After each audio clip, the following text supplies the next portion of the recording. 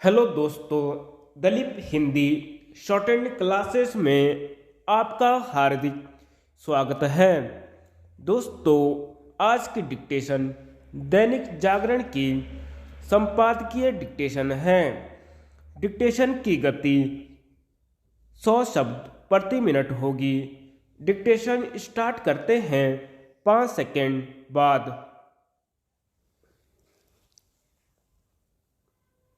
एक और expressway. Delhi Bombay expressway के पहले चरण का उद्घाटन देश की राजनीतिक राजधानी को वित्तीय राजधानी से जोड़ने की दृष्टि से ही महत्वपूर्ण नहीं है, बल्कि इसलिए भी है कि इसका निर्माण वांछित गति से हो रहा है। इस परियोजना की आधारशिला मार्च 2019 में रखी गई थी।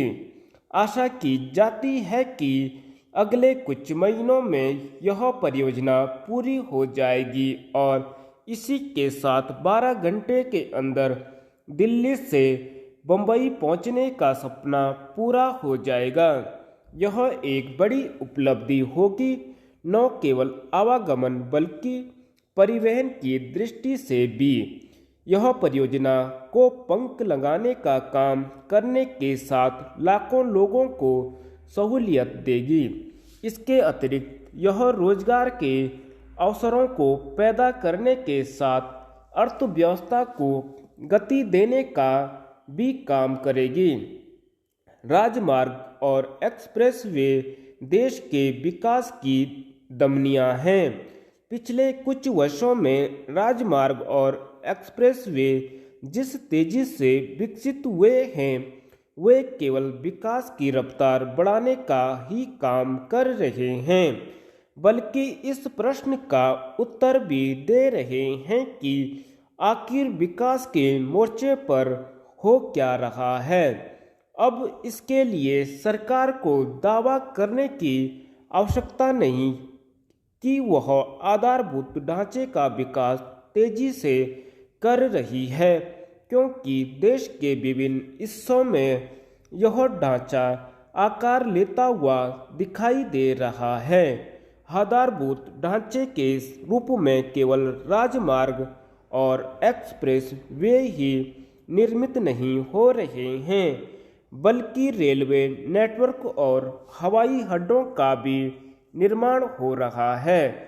इससे आम आदमी को सुविधाएं मिलने के साथ आर्थिक व्यापारिक गतिविधियों को भी बल मिल रहा है। चूंकि इस बजट में आधारभूत ढांचे के विकास के लिए भारी भरकम राशि आवंटित की गई है, इसलिए यह तथ्य है कि आने वाले समय में देश का बुनियादी ढांचा और अधिक सशक्त होगा। दिल्ली बम्बई एक्सप्रेस वे का निर्माण पूरा होने के साथ ही सबसे लंबा एक्सप्रेस वे देश के पास होगा। इसके पूरा हो जाने के बाद केवल दिल्ली और बम्बई को ही लाभ नहीं मिलेगा, बल्कि राजस्थान, मध्य प्रदेश, गुजरात और महाराष्ट्र के 1 दर्जन से अधिक शहरों के बीच आना जाना भी आसान हो जाएगा। इससे आम लोगों को किस तरह लाभ मिलेगा, इसका पता इससे चलता है कि इस एक्सप्रेसवे के जरिए अब दिल्ली से जयपुर 2.5 घंटे में पहुंचा जा सकेगा। आश्चर्य नहीं कि कुछ लोग इन दोनों शहरों के बीच हवाई मार्ग के स्थान पर सड़क मार्ग से यात्रा करना बेहतर समझें। इसमें कोई संदेह नहीं कि राजमार्ग और एक्सप्रेसवे आवागमन और परिवहन को सुगम करने वाले हैं, लेकिन इसकी भी अनदेखी नहीं की जानी चाहिए कि वे दुर्घटनाओं का कारण भी बनते हैं। राजमार्ग और एक्सप्रेसवे कम से कम हादसों का कारण भी बनते हैं। राजमार्ग और एक्सप्रेसवे कम से कम आदर्शों का कारण बने, इसके लिए विशेष उपाय किए जाने चाहिए। इसी के साथ इनका उपयोग करने वालों को भी सावधानी बरतनी चाहिए।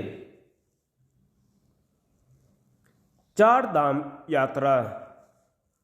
प्रदेश में चार धाम यात्रा लगभग 2 माह बाद 22 अप्रैल से शुरू होना प्रस्तावित है। यात्रा को लेकर सरकार और संबंधित विभागों के स्तर पर तैयारियां शुरू हो चुकी हैं और यह आवश्यक भी है। गत वर्ष चार धाम यात्रा में रिकॉर्ड संख्या में 50 लाख श्रद्धालुओं का पहुंचना यहां तेजी से बढ़ रहे तीर्थाटन व पर्यटन की तस्वीर को प्रदर्शित करता है। चार धाम यात्रा प्रदेश के पर्वतीय जिलों की आर्थिकी के दृष्टिकोण से अत्यंत महत्वपूर्ण है। लगभग छह माह चलने वाली यात्रा स्थानीय निवासियों की वर्ष भर की आवश्यकताओं को पूर्ण करती है। जरूरी है कि यात्रा को सुरक्षित व निरापद बनाया जाए। जिस तरह से श्रद्धालुओं की संख्या यात्रा में बढ़ रही है, उसी हिसाब से सुविधाएं बढ़ाना भी जरूरी हो गया है। इस बार यात्रा को सुरक्षित बनाने के लिए सरकार कई कदम उठा रही है। चार धाम यात्रा पर आने वालों के लिए पंजीकरण अनिवार्य किया जा रहा है। व्यावसायिक वाहनों के लिए ग्रीन कार्ड व ट्रिप कार्ड की व्यवस्था की जा रही है। यात्रा मार्गों पर नज़र रखने के लिए automated number plate registration ANPR कैमरे लगाए जा रहे हैं। यात्रा मार्गों पर स्वास्थ्य सुविधाओं को मजबूत करने की तैयारी चल रही है। बद्रीनाथ व केदारनाथ धाम के निकट अस्पताल खोले जाने प्रस्तावित है। पुलिस भी यात्रा मार्ग पर पर्यटन पुलिस और SDRF की तैनाती कर रही है। कहा जा सकता है कि फिलहाल बैठकों में लिए जा रहे निर्णय यात्रा के बेहतर संचालन और प्रबंधन की तस्वीर पेश कर रहे हैं। उम्मीद की जानी चाहिए कि सरकार बैठकों में लिए गए निर्णयों को समय से धरातल पर उतारने के लिए अधिकारियों को निर्देशित करेगी।